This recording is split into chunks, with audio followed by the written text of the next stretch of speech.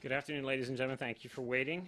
We are very pleased to welcome Special Representative for Venezuela, Elliott Abrams, to provide the latest updates on U.S. policy in Venezuela. His bio is in the briefing announcement. I assume you've all seen it. Just to clarify the ground rules, we are on the record. We will do some introductory remarks and then follow it up with a brief Q&A. With that, I'll turn it over to Special Representative Abrams. Thank you. Thank you all for being here. I should begin by saying we welcome very much the return to Venezuela yesterday of interim President Juan Guaido safely. And as you know, that was a concern of the international community.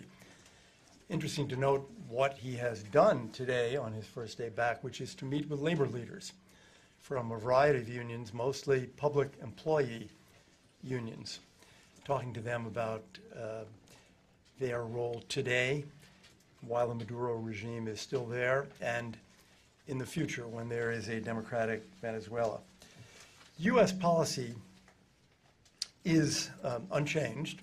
It is to support democracy in Venezuela, to support the National Assembly, which is the only democratically elected part of the government, and to support the interim president, who was the leader of the National Assembly, Juan Guaido.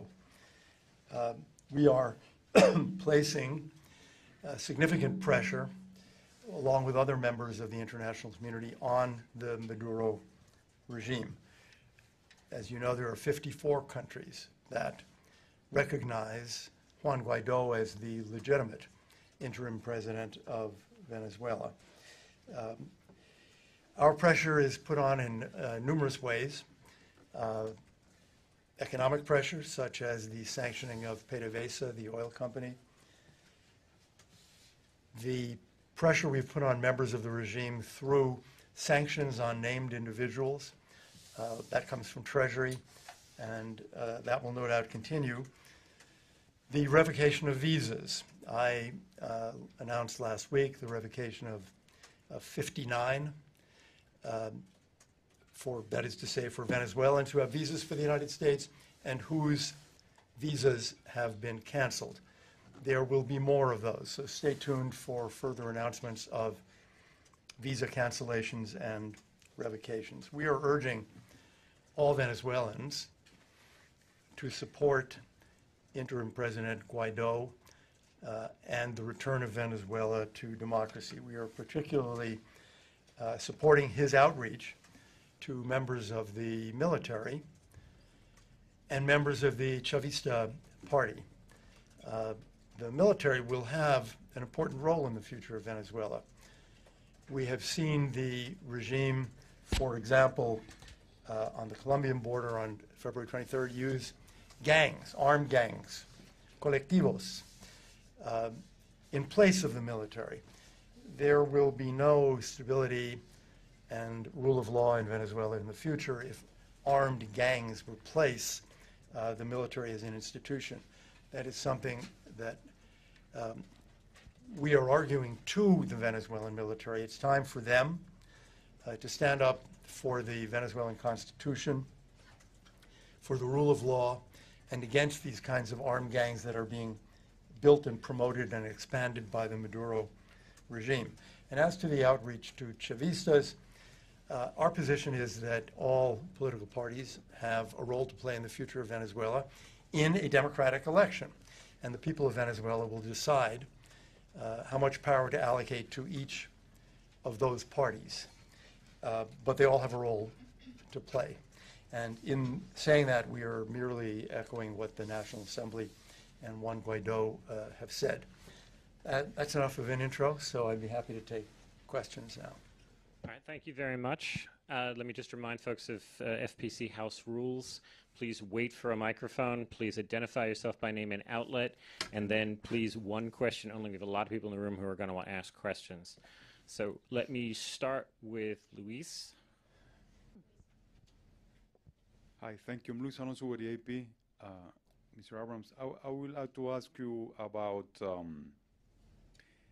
a potential scenario where Maduro runs as a candidate for president in new elections. Is the U.S. open to that scenario, or is a complete no? It would be a gift in a way, because according to the most recent polls I've seen, he's at about 10 or 15% support. That's ultimately a decision for Venezuelans to make, but it's very hard, I would say, for me to see how a dictator such as Maduro, who has committed so many crimes against the people of Venezuela, who is so deeply responsible for the human rights violations, for the decline in Venezuela's economic situation, can really have a role to play in the building of a democratic Venezuela. If he wanted to build a democratic Venezuela, he had the opportunity to do so, but he did not. So, you know, we will leave such decisions to Venezuelans in every democratic transition in Latin America. There are negotiations, but I would just say it's extremely difficult to see how he could play a positive role in a democratic election. He certainly didn't in May of last year. Let me take one more here, and then I'll go to New York. Sir, I'll take you. Thank you. Thank you very much, sir. Emiliano Bosch from the Swiss Public Radio. Vice President Pence said that any threats, violence, or intimidation against Mr. Guaido will not be tolerated and will be met with swift response. Can you confirm or deny if the U.S. has already some plans ready in case of this swift response is needed, and if there's any plan already prepared for using a military force? Thank you. Well, we have lots of plans. We have lots of steps that we can take that will affect, for example, the economy, the financial system, that will affect members of the regime. Steps along the lines that we have taken in the past, but tougher. And we discuss them internally, and they're ready if we need to use them against the regime. Nobody's talking about American military steps except the regime and the Russians, actually. I've made it clear repeatedly, our policy is, as I just stated, diplomatic, political, economic, financial pressure, moving toward a peaceful democratic transition in Venezuela. That's what we want. That's what our policy is determined to achieve. The president always says all options are on the table, because all options always are on the table, and that's true in this case as well. But that is not the path that we choose to go down. Thank you. We'll go to New York, please. Hi, thanks so much. Can you hear me? Yes. Yeah, it's James Reinl with Middle East Eye. Thanks so much for the briefing. Earlier on in the crisis, Mike Pompeo referred to Hezbollah activity in Venezuela. And of course, there is a long history, a track record of Hezbollah activity over there. It's been documented in US court cases and the Treasury, for example. But is there anything that you've seen in the past few weeks in Venezuela that indicates Hezbollah is active in some way in Venezuela, perhaps with training of colectivos or financial transactions that show that the group is in some way trying to maintain the Maduro regime? Well, I cannot get into intelligence reporting. And I can't even say whether it exists or doesn't exist. But there are a lot of very bad actors in Venezuela. There are people from Hezbollah. There are also ELN and FARC guerrillas near the Colombian border, in addition to there being many, many thousands of Cuban security people. So there are a lot of people who qualify for either the general term bad actor or the term terrorist. But further than that, I don't really want to go here. Okay. I'm going to take here and here, please. So, sir, you go first. Thank you. Jafar Jafari with Al Mayadeen Network. You really answered part of my question that I was going to ask you, and that Okay, next. and that is the U.S. has always kept its options open, and it's been debated that includes the military option. Now, will that military option be used in Venezuela via special ops? And will Turkey be asked to join the special operations in Venezuela? I'm not going to go further than saying that, as the President has repeatedly said, all options are on the table. To go further than that is to engage in speculation about hypotheticals, and I'm not going to do it. Go to EFE here, and then we'll go to New York. Hi, thank you. Beatriz Pascual with EFE. I wanted to ask you, you mentioned economic pressure. I was wondering when the representatives of Juan Guaido will have access to Citgo assets. To Citgo. Citgo. Thank you. Interim President Guaido has appointed a new board for Citgo, and it's kind of a rolling decision-making process when they get access to various accounts. For example, there are Venezuelan government accounts in the U.S., which we will give them control over. There are other international accounts. There are Citgo accounts. In some cases, and the question of Citgo and PDVSA is going to keep thousands of lawyers happily employed for months. So I'm really not able to get into the details of when will they decide, or when will the board decide that this asset is PDVSA, this asset is Citgo, this asset can be given to new control now. It's complicated, but the process is moving forward. Okay, we'll go to New York, and then we'll take a couple back here. Paolo Mastrorilli with the Italian daily newspaper La Stampa. Thank you very much for the briefing. Two questions. The first is about Italy. It's one of the few European countries that have not yet recognized Guaido, even though there is a huge Italian community in Venezuela. What is your message to the Italian government? The second is about the Holy See, which has not recognized Guaido as well. What role can the Vatican play in order to favor a democratic transition in the country? Well, we're disappointed that Italy has not joined, I think it's 24 of the 28 EU countries in recognizing Juan Guaido as the interim president. And we hope that the continuing argument in Italy, the continuing discussions in Italy will lead at some point to what we would view as a better decision, joining so many of Italy's partners in Europe. We think that's the right decision to make. The Vatican is in a slightly different situation. It has different interests in Venezuela. It has a different role, of course, in Venezuela and elsewhere. We have had some contacts with the Vatican, and perhaps over time they will have a larger role to play. We're going to take one right here, and then in the back. Hi, Carolina from NTN24. You have repeatedly said about the sanctions against the people in the government of Maduro, but I was willing to know if you're thinking, the U.S. government, of sanctioning individuals, companies, or other governments that will engage in business with companies dependent on the Maduro's regime or government. Well, we haven't done that yet, secondary sanctions. It's clearly a possibility.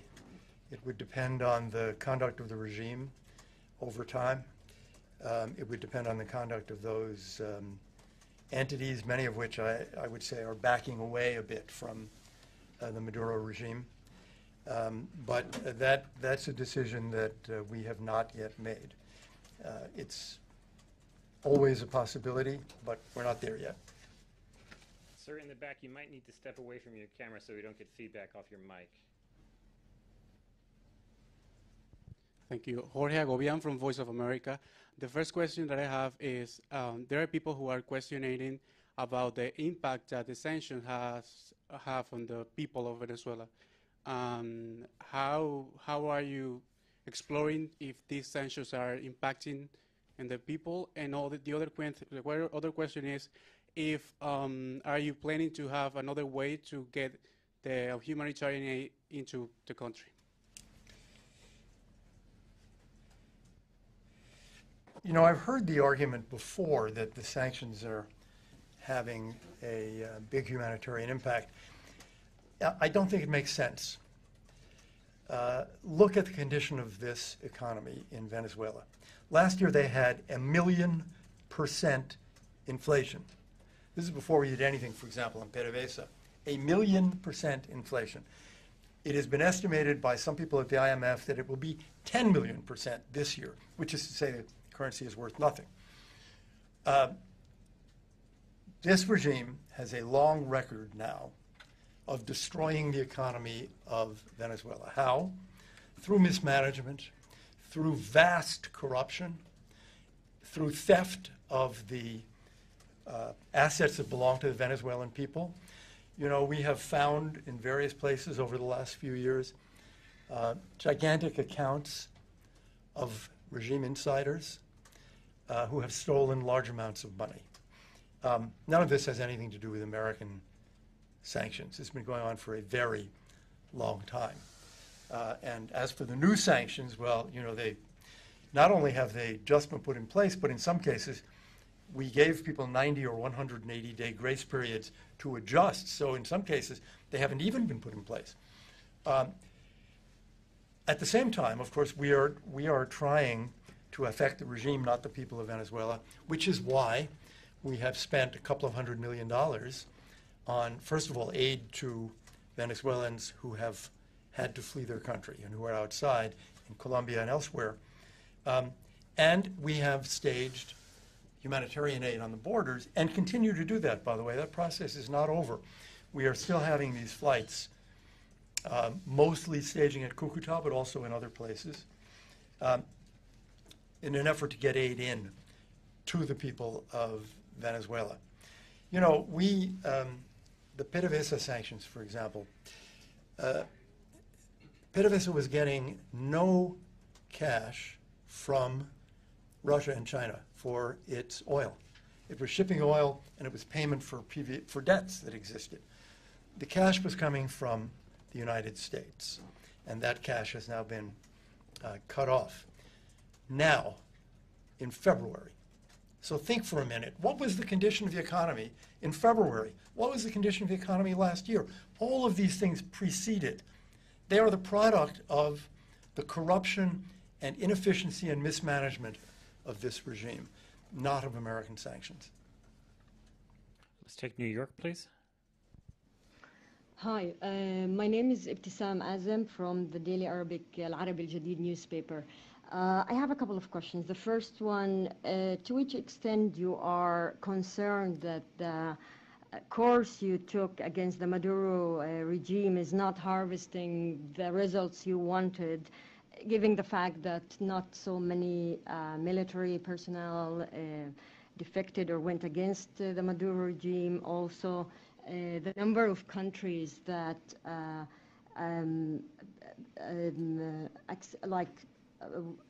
accepted, declared their that they accept the Guaido are only 54 countries, given the fact that more than 130 countries are still on the side of the Maduro. And the second question regarding the foreign minister of the Maduro government, he was in New York. He gave more than one press conference and talked about the fact that he has contacts to the U.S. government. Can you put us more on this issue in the picture and say more about it? Thank you so much. Sure. If you think of the situation in Venezuela, let us say last year, and compare it to now. Just think about that for a minute. Last year you have a divided opposition which really doesn't have a leader and a way forward.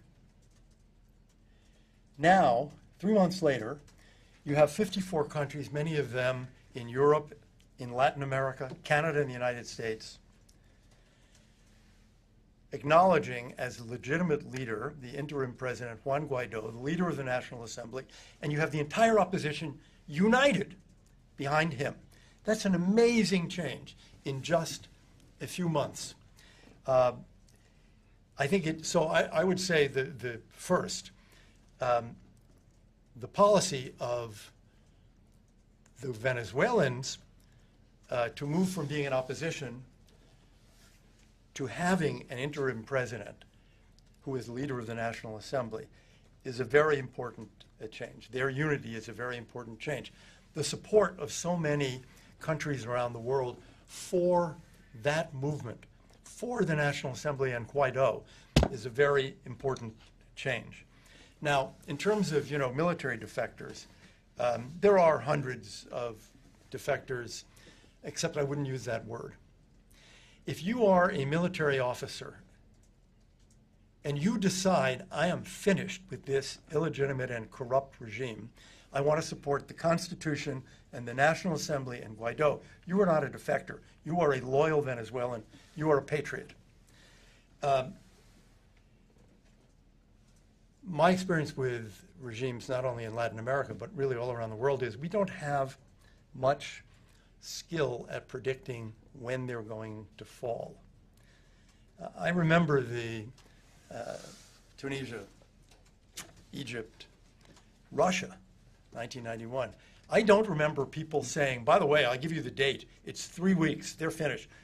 These regimes all look very stable until the day that they fall, which is very often a considerable surprise.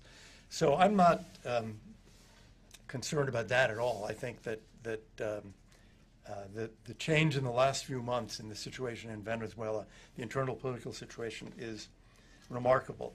About Arreaza, after the first Security Council meeting, which was, I think, January 25th, I met immediately with the representatives of interim President Guaido. There was then a meeting with Arreaza. We have met twice. Why? Well, as I've explained before, we have an embassy in Caracas. So we have had discussions about the conditions under which that embassy exists and is able to continue to do its work. We have lots of, the number is really unclear because we have no way of tracking it, but we have certainly thousands and thousands of American citizens in Venezuela.